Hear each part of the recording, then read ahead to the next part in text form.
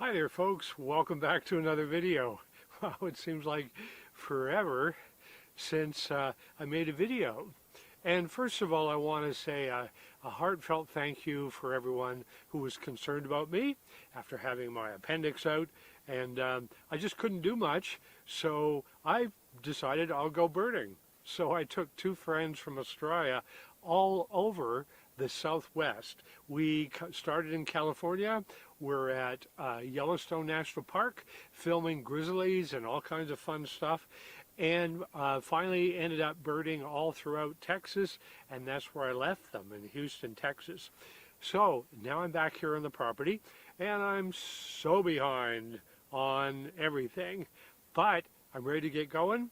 And today's project is my homemade water tank. Yeah, it's a mess. I'll show you. So in order to make this more economical, I chose a really light plastic to line it with. Well, over the winter, it just became torn and tattered. So I'm going to pull all that out of there and replace it with a really good liner, and that should make things work a lot better. Oh, and you might notice something a little different about my appearance these days. I'm now wearing glasses. After 68 years of not needing them, it was inevitable, I guess. So I'm just going to remove all these pieces of slats and 2x6 that were used to hold all the plastic in place.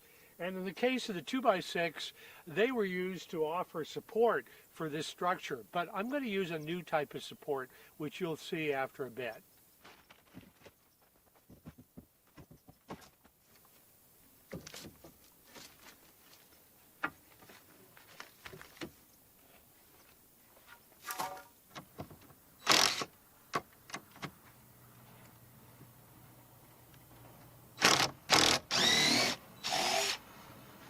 One down and a few more to go.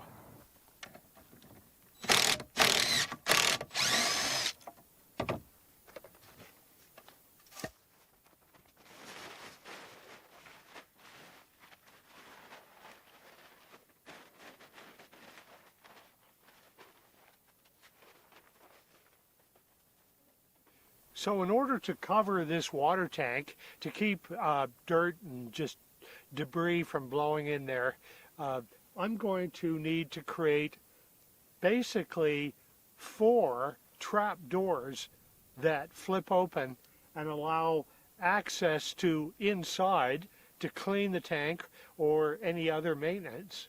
And the reason why I'm doing 4 of them is, you can imagine this unit is 16 feet long, so one big giant door would be totally unmanageable.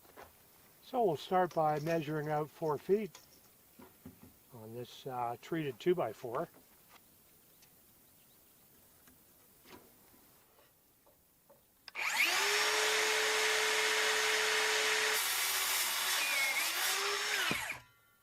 I thought it would be sturdy enough to take and use support brackets to hold this stuff together, because I'm going to be putting roofing material on the top of this, which you'll see.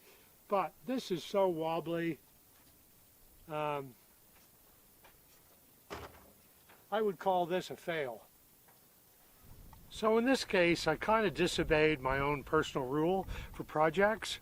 Is it sturdy and practical? Well, I think it was practical, but it certainly wasn't sturdy. So, time for a redo.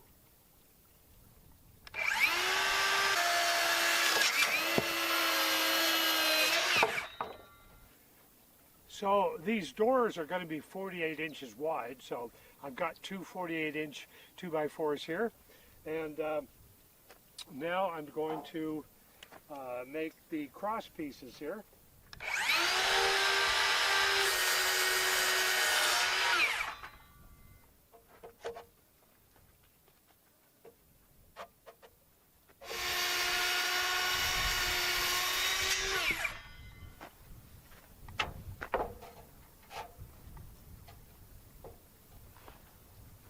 So these look pretty square to me, how they're placed, and that's going to add a lot of sturdiness to this door. And along with the sturdiness theme, I'm using 2.5-inch deck screws, and rather than the annoying type of head that I really don't like, these have got this star head. I don't know whether you can see it or not. And I got a little star bit here on my drill, and or I should say my driver, and they should go in real nice.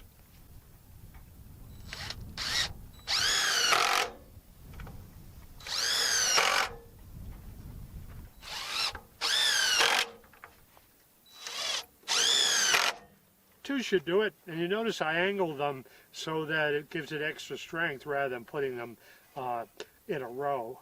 As you can see, now there's a space between here and here, and I want this a door where nobody can creep and crawl under there like lizards and other things, and dirt and stuff blow under there. So I'm going to make 2 side pieces to go in there to fill that up.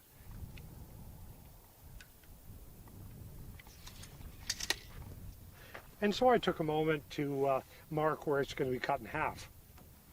So at some point, I've got to get a table saw. Yeah, they're not cheap, but for now, I've just made use of my super great sawhorses that were given to me by some kind subscribers, and I've got Irwin quick clamps here. What would I do without Irwin quick clamps is what I wonder.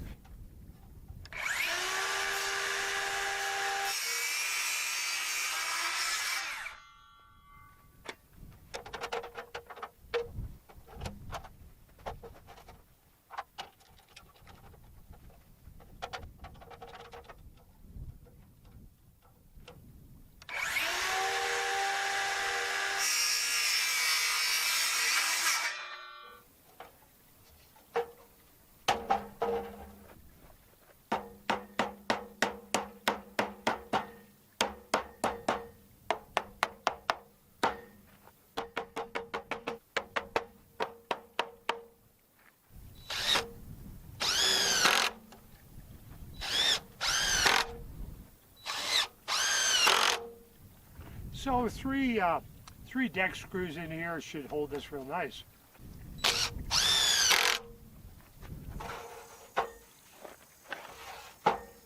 There needs to be 2 more pieces go in here.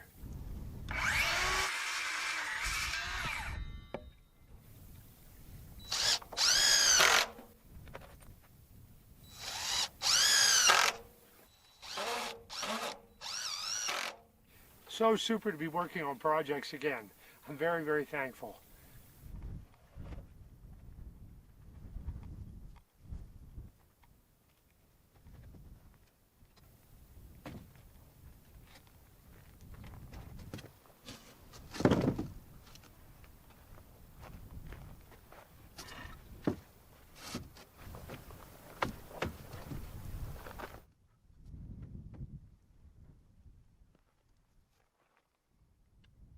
So what we got going on here now, folks, is I'm going to put 3 hinges on this big door. And the reason being is this stuff is heavy, and I wanted to use really sturdy hinges, so I got some pretty serious ones. And I noticed that when you open up the package, they give you screws for the hinges, but seriously, they're really wimpy, so not using them. Instead, I'm going to use probably my all-time favorite screws. Sounds like an ad, but it's not. Simpson's not paying me. Simpson Strong Tie, and these things come with their own bit that just comes in the box, and so they really do the trick nicely. So let's slap some hinges on here.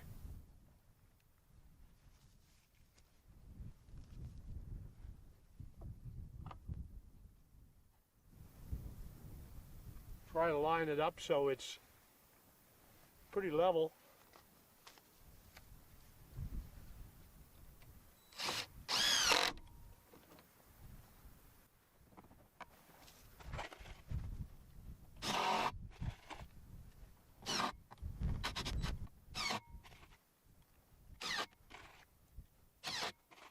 Might be losing battery power here.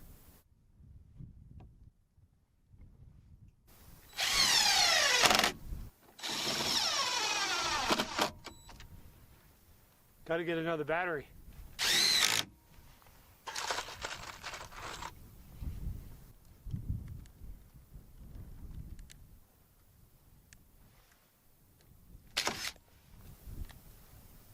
Slightly defective head. Okay, try another one. That's better.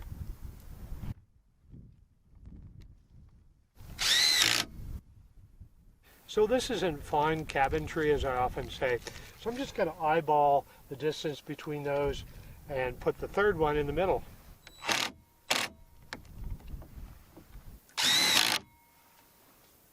There we go. So we'll give her a little test to see if she opens and closes okay.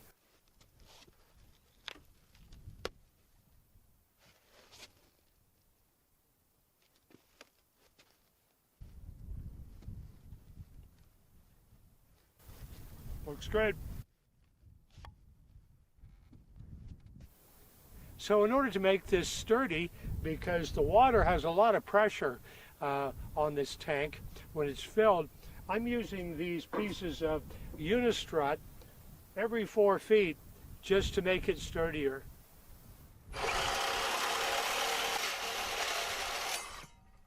So we'll just fasten them in place using some washers, because these holes are pretty big in the Unistrut. And then I'll just use deck screws to get down in there.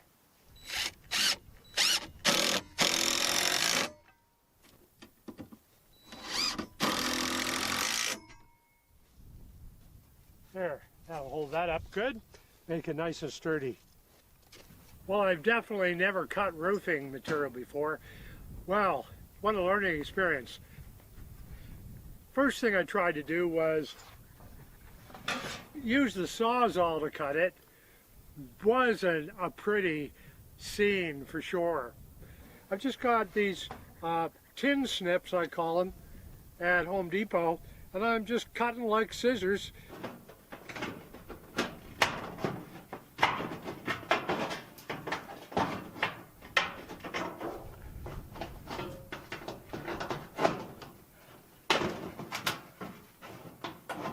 So what I'll do is I'll cut a section off and hide it underneath there. I want this ridge present on the edge to catch the rain, because the rain's supposed to flow this way.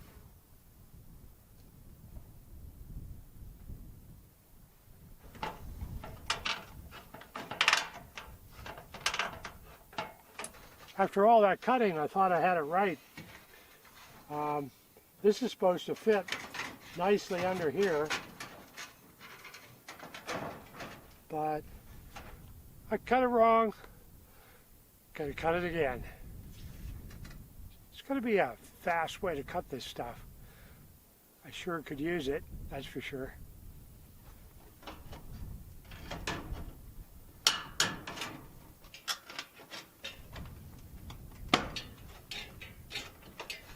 All right, let's give this a try again.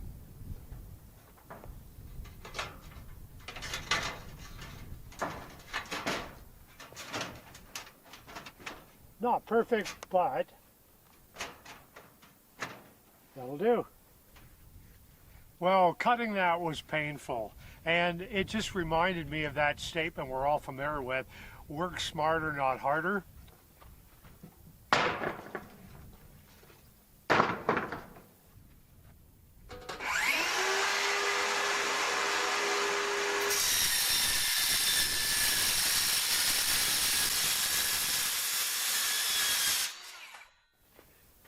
So much easier, and it gives a nice even cut as well, which is really great.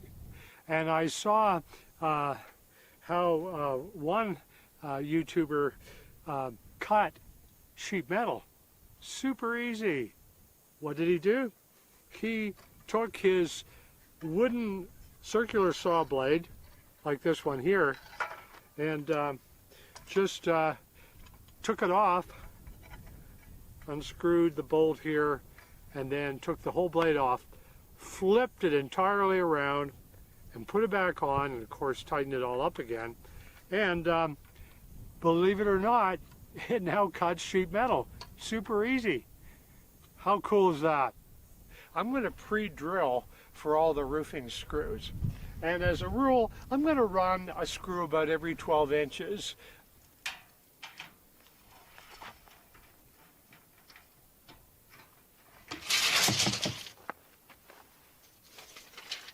That often happens with measuring tapes. So hopefully you can see it here. I'm basically going to put a roofing screw through this edge, and that's going to tack down this piece underneath it as well.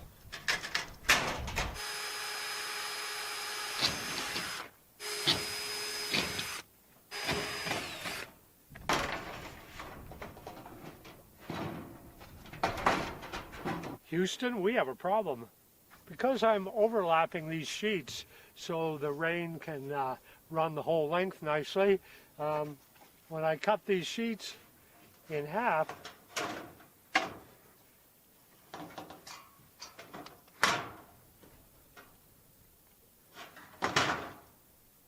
okay, we'll fix it.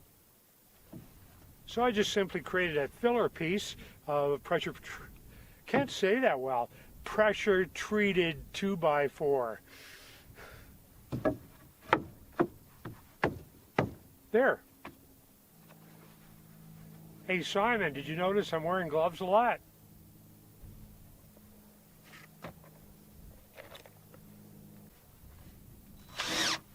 It's going to make this door a little side heavy, so to speak, but I've got some really serious hinges on here, so I think it's going to be fine. Sturdy and practical. That's what I love.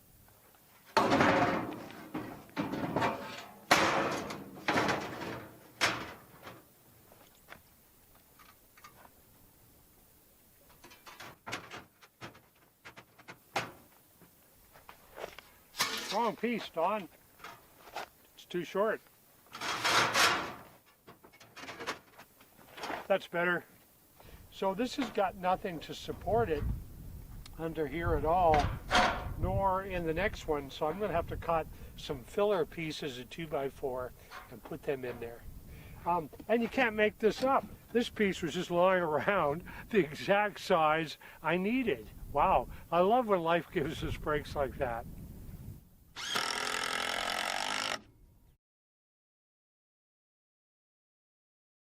You know, I always admire people that can somehow take care of their paintbrushes between paint jobs and make them all work.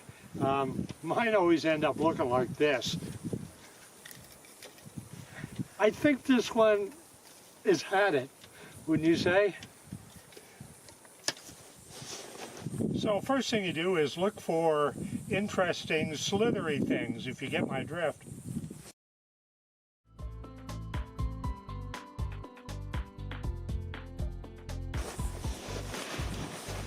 Maybe I'll lay down on the job.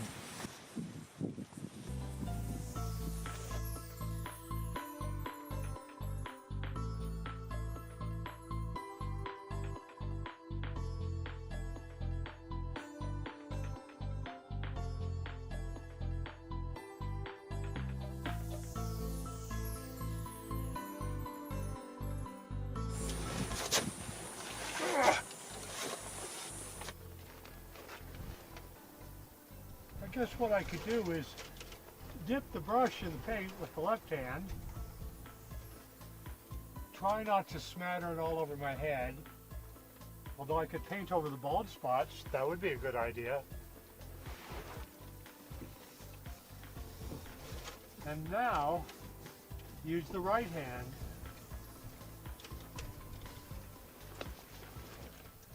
Wasn't it Michelangelo that painted upside down? And was it the Sistine Chapel? If you know, leave it in the comments below.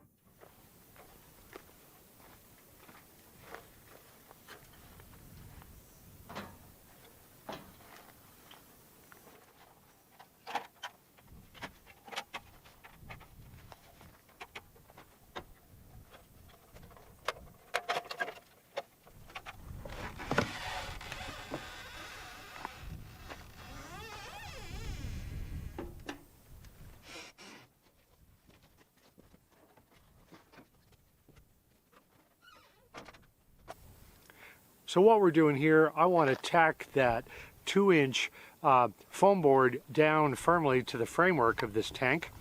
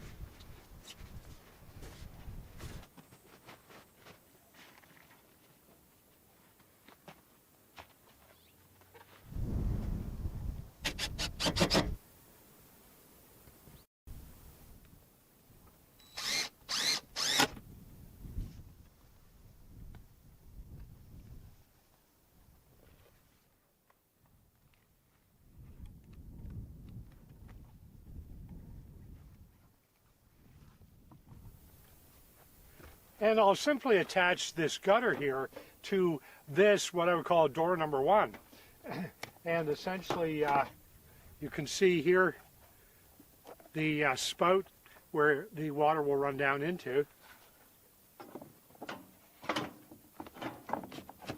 And so once this is attached, when I flip up the door, the gutter will just stay attached like that. So as I've said many times, water is precious here, and I think this is going to be a great tool for harvesting a lot of rainwater. Well, as always, folks, thank you ever so much for coming by and watching these videos. It's really great to be back on projects and working again after literally months because of some medical issues, which we talked about earlier. And so, hopefully in the future I can get a lot done. Going to be a busy, busy summer, that's for sure. So if you like these videos, give her a thumbs up. And if you haven't subscribed, please subscribe. Lots and lots of stuff going on here, that's for sure. And hit the notification bell. That'll let you know when my next video is posted. And I so appreciate you being here. And thank you ever so much for all your support, especially those who come here and ask about me and just are so part of this channel. Thank you so much. See you on the next video.